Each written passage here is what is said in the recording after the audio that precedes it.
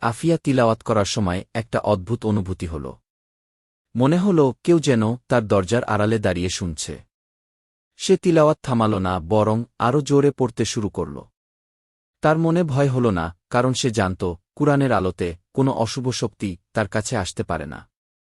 তিলাওয়াত শেষ করে সে দরজা খুলে বাইরে তাকাল, কিন্তু কাউকে দেখল না। আফিয়া হাসল। সে ভাবল হয়তো বাতাসের শব্দ ছিল। কিন্তু তারপর থেকে প্রতি রাতে সে একই অনুভূতি পেত, কেউ যেন দরজার আড়ালে দাঁড়িয়ে তার তিলাওয়াত শুনছে। একদিন আফিয়া গ্রামের বাজারে গিয়েছিল কিছু জিনিস কিনতে। ফেরার সময় সন্ধ্যা হয়ে গেল।